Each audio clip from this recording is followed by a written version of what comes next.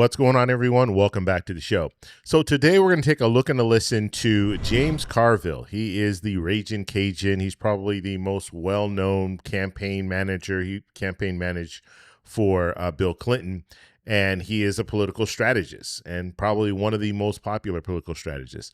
So he's going to talk about the 2026 midterm election. And I think everyone should be paying attention to what he's going to say about the 2026 midterm election. So we're going to talk about that in this video. I'm also going to show you the map. I'm going to show you just why he is so confident about Democrats taking back control of the House and potentially even taking back control of the Senate. So we'll talk about that as well. But first off, you guys can do me a favor. Please like the video. And if you're watching this video and you want to see more content like this, please consider subscribing to the channel. Okay, so I'm going to show you the clip. Now I want to set it up first. So Fox News, they interviewed James Carville, and they were asking him about, actually she started off talking about David Plouffe. So David Plouffe he's also a political strategist, and he's talking about the future. He's talking about in 2030 that Democrats, they need to make some changes. And he's going to be talking about after the 2030 census, Democrats might have a challenge winning presidential elections. So he's looking forward. Now, what James Carville is going to be talking about is 2026. And that's really what we should be focused on. But let me go ahead and play the clip. Here we go.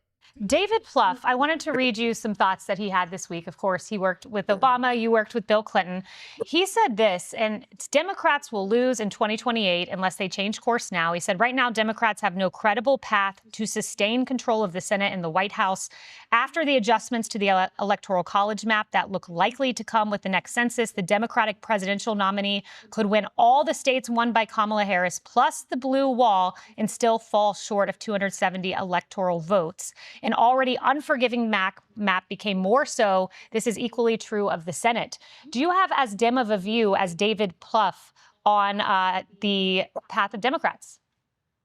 Well, David is a high-tech, big-brain guy who's looking into 2030, what happens in the 2030 census, and that's good. I'm looking at the 2026 elections, and frankly, it's going to be a wipeout. Your viewers need to know that the Democrats are going to pick up at a minimum 25 seats, maybe as high as 45. Wow. In all likelihood, the Democrats will carry the Senate. So, and I think we're shaping up very well for the 2028 election, but I don't know, 2030 is, I'm 81, that might be on the other side of my horizon, to be frank with you. Yeah, so 25 to 45 seats, that's a bold prediction. And you are crushing my prediction on the 5, which was that Jessica Tarlov would have an unhappy night and Republicans would overperform, which I still believe. So there was James Carville talking about the 2026 midterm election and how he thinks that it's going to be a wipeout. And he said between 25 and 45 seats. Now, you guys, if you watch my channel, you know I do the AI model. I do the +1 model. And right now it's showing us about 33 to 35 seats. I'm going to do another one. I'll have the update this week, later this week. And so we'll see where those numbers are. But when it comes down to it, it looks like Democrats in the House, at least, they have the advantage. And it looks like they will be able to take back control of the House. Now, when it comes to the Senate, we don't know what's going to happen, but we're going to take a look. I want to take a look at the Senate map right now just to show you the possibilities. So before we take a look at the Senate map, I do want to look at the House map just to give you guys, I didn't talk about how many seats do Democrats need to win in order to take back control. So looking at our map, so right now Republicans, it says 220, but realistically Republicans are about 218 right now. You have 2 seats that are vacant, so they're going to have a special election. When it comes to Democrats, they're realistically about 213. There are 2 vacant seats that they also need to have special elections for. But if we're looking at the total number, what we anticipate seeing, it's going to be Republicans at 220 and Democrats at 215. And so what this means is Democrats need 3 seats. They need 3 seats to take back control of the House.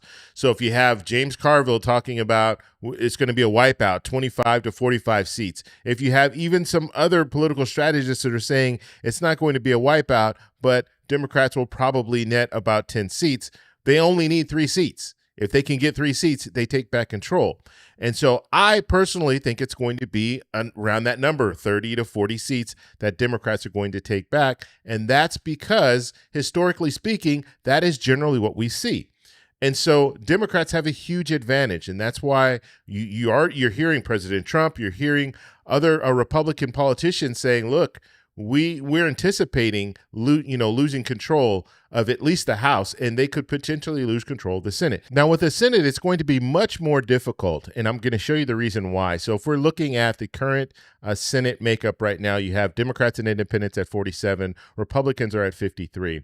And so when we move into the 2026 midterm election, what we're seeing right now is we're seeing a few states that are too close to call. So we'd call those toss-ups. So Maine is one of them. Michigan is another one. North Carolina is another one. And then Georgia.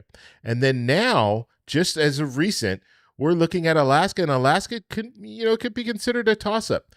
And so right now we have about 5 seats that are very close, and we don't know what's going to happen.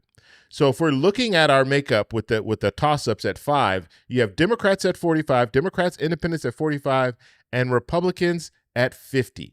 Okay, Republicans at 50 is still okay. They'll still have control of the Senate, even if it was a 50-50 Senate, because the vice president breaks the tie. But this is very interesting, because if we do see a wipeout, if we see Democrats take back control of the House, and they take back control of the House with 40 seats or 35 seats, then some of that is going to trickle over to the Senate. Some of the voting patterns will trickle into the Senate. And so you might see some of these states flip. And so right now, what Democrats need to do is they need to hold Georgia, because right now they have Georgia. So you have Ossoff there. They need to hold Georgia, and they need to hold Michigan. Michigan is now an open race because the Democrat is retiring. So if they can hold those 2 states and then win the remainder of the states, then we're looking at 50-50. So if they win North Carolina, that's very possible. If they win Maine, also very possible. And if they win in Alaska, also very possible. Now we're looking at that 50-50 Senate. And so even if we see a 50-50 Senate where Republicans maintain control because of the vice president, it's still a huge victory for Democrats, because they will have netted 3 seats in the Senate and brought it to even 50-50. And we know that we do have some moderate Republicans that will vote with Democrats on certain issues. And so if we're looking at this 50-50, that's all good. But we can go even a step further, because we have some other states here that are questionable. We don't know what's going to happen with them. Ohio's one of them. Iowa's another one. Nebraska, you have an independent there running. We don't know how that's going to turn out. Texas is another one. And so when we're looking at these different states, sure, they can all stay the way they are. Republicans can win all those states.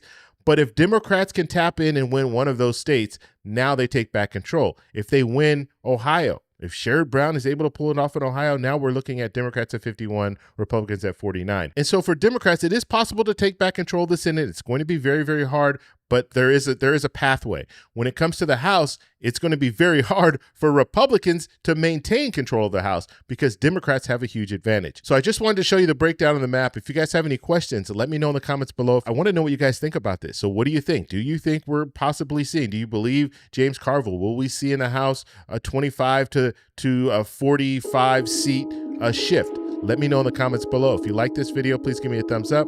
Please subscribe for more. And remember, stay informed, stay engaged, and I'll talk to you in the next one. Bye. So that's all we have for this video. Make sure if you guys want to send me an email, you can do that, david@thetecshow.com. Like the video, subscribe for more, and check out these videos over here for some more great content. Talk to you later. Bye.